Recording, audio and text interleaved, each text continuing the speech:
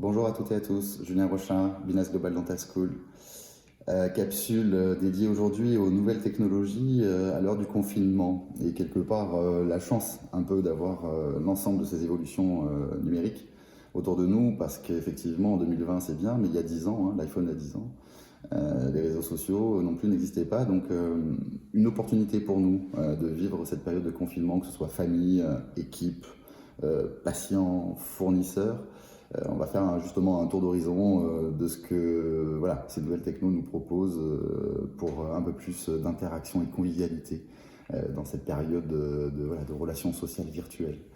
Euh, Première précision, avant tout, le logiciel dentaire peut être intéressant. Alors, soit à distance, l'agenda est une chose, mais sinon TeamViewer est un bon moyen de pouvoir prendre la main sur votre logiciel à distance, car il serait bon de se pencher sur la base de données patients, et notamment toutes les pages communication que chaque logiciel vous propose, et de vérifier effectivement tout ce qui est exploitable en termes d'adresse mail et surtout de numéro de téléphone portable. Et pourquoi pas effectivement avoir une communication un peu plus personnalisée, vous en aviez entendu parler. Aujourd'hui, sachant que les SMS, voire les MMS ont peut-être des fois plus d'impact qu'un email.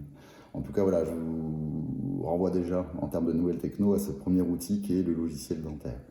Deuxième chose, évidemment que vous en avez plus que l'habitude, le WhatsApp est un outil extrêmement utile aujourd'hui, leader sur le marché de la messagerie. Appel vidéo intégré bien évidemment, et puis aussi la possibilité d'être à 4 interlocuteurs sur WhatsApp en communication vidéo, donc très intéressant.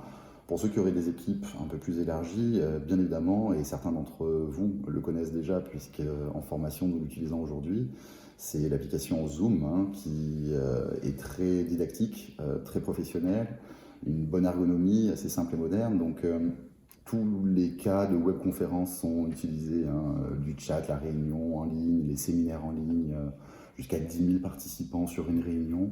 Donc une salle virtuelle créée et les connexions qui sont dédiées pour pouvoir parler entre vous, sur tablette, sur smartphone, pas forcément que sur ordinateur.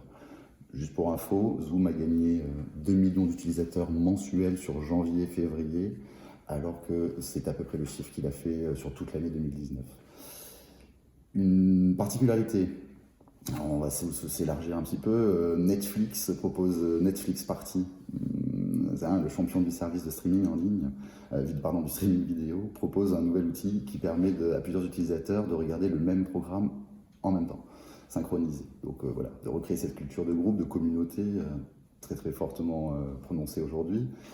Instagram va proposer une nouvelle fonction qui s'appelle le co-watching, où on va pouvoir être plusieurs à se connecter en même temps sur le même contenu de la plateforme et pouvoir s'appeler aussi en vidéo tout en pouvant partager le contenu. Voilà, donc plein de choses qui vont être des nouvelles options, à mon avis, qui vont même s'inscrire dans le temps après cette crise sanitaire. De l'audio aussi, alors je vous recommande une application Cocorico française qui est extraordinaire, c'est une bibliothèque de données audio gratuite qui s'appelle Magellan, que vous pouvez télécharger en application. Une qui est très sympa aussi pour les enfants qui s'appelle Moonkey, M-U-N-K-I, avec beaucoup de bibliothèques audio, pas forcément toujours l'écran en permanence, pour les 3-8 ans. Pour les plus grands, pareil en audio, Coober, l'application Coober, K-2-O-B-E-R, qui fait pas mal de synthèse audio de bouquins en moins de 20 minutes, notamment sur des thématiques d'entreprise qui peuvent être intéressantes. On recommande bien évidemment le site de TED en ce moment, ou l'application TED, et jusqu'à même, pourquoi pas, apprendre une langue pour les plus passionnés d'entre vous, telle que l'application Babel vous permet d'avancer très très rapidement là-dessus. Bref, on le voit, c'est l'occasion de prendre soin de soi, de prendre soin de ses proches, de rester chez soi, donc rester chez vous, mais connecté et avec une appropriation des outils numériques. Je vous dis à très bientôt et bon surf.